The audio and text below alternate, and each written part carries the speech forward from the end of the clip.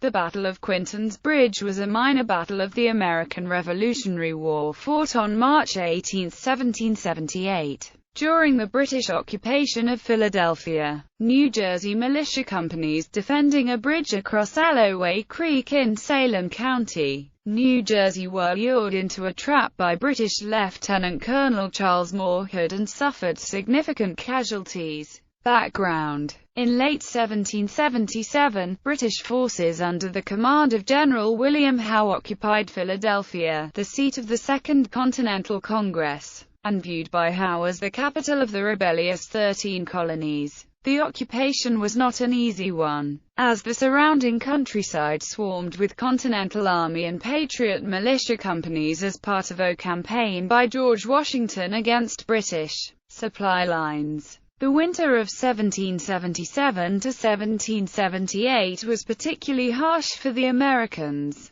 but both sides regularly sent out significant forces to forage for their own side and to interfere with the foraging operations of the other side. On February 19, with the Continental Army in desperate need of provisions, Brigadier General Anthony Wayne led a force across the Delaware River south of Philadelphia on a foraging expedition through southern New Jersey. General Howe responded by sending a force of about 4,000 men to harass Wayne. However, Wayne moved rapidly northward, gathering provisions, forcing residents to move supplies he could not take away from easy British reach, and occasionally skirmishing with the chasing British. Howe sent another force in March under Lieutenant Colonel Charles Moorhead to forage and also to try to force Wayne into battle. On March 17, Moorhead led a mixed force of 1,200 men, consisting of British regulars and Loyalist companies of New Jersey Volunteers and John Graves Simcoe's Queens Rangers, across the Delaware River into Salem County, New Jersey. General Wayne, alert to British movements, had largely completed his work and was in Burlington, preparing to return to Valley Forge. Alloway Creek in Salem County formed a natural line of defense, and the local militia, after learning of the British movement, established strong defensive positions at the two crossings nearest the Delaware, Quinton's Bridge and Hancock's Bridge, to prevent the British from crossing. Moorhead led his force to Salem, where they were met by some local Loyalists who told him that Colonel Asher Holmes, along with 300 militia, was at Quinton's Bridge, only 3 miles to the southeast. Holmes had established his position on the north side of the bridge, and had taken up the bridge's planking to prevent its easy use. Battle. Before dawn on March 18, Moorhead moved several detachments of men into position on the side of the creek opposite the American forces.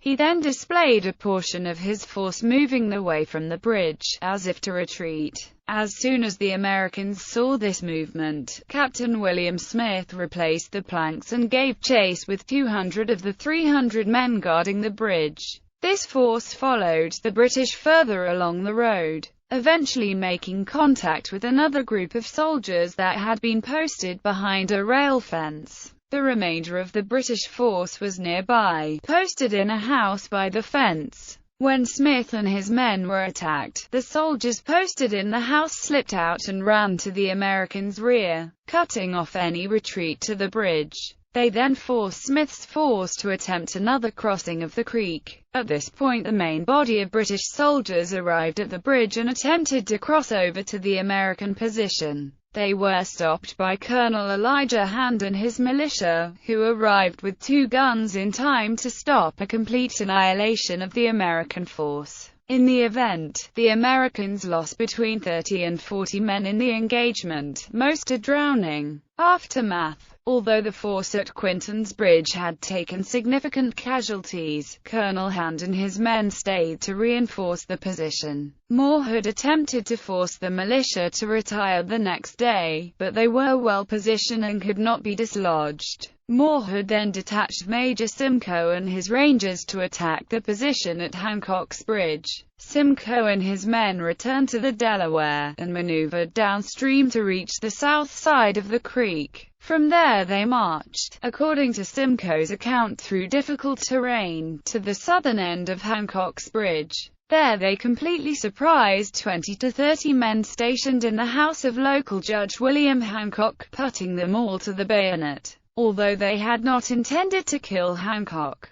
Simcoe's intelligence had reported that Hancock had abandoned the house when it was occupied by the militia. In fact, he had returned home the evening before, and was among those slain. Moore had then sent a letter to Colonel Hand, warning him that if the militia did not put down their arms, he would attack the militia wearing arms, burn their houses, and reduce them, their unfortunate wives, and the children to beggary and distress. Hand eloquently rejected the threat, writing that, "Why, our threat to burn and destroy induces me to imagine that I am reading the orders of a barbarous Attila, and not of a gentleman." Brave, generous, and polished, Wayne's expedition through southern New Jersey heightened tensions between General Washington and New Jersey officials, since it brought on a wave of British violence, orchestrated by Colonel Moorhead. New Jersey had largely been left to its own defenses during the winter, and the British response to Wayne's movements led New Jersey officials to demand a Continental Army presence. 1 week after Wayne's departure, Washington sent a small detachment of Continentals into southern New Jersey, but it was wholly ineffective at preventing the crumbling of southern New Jersey militia organizations.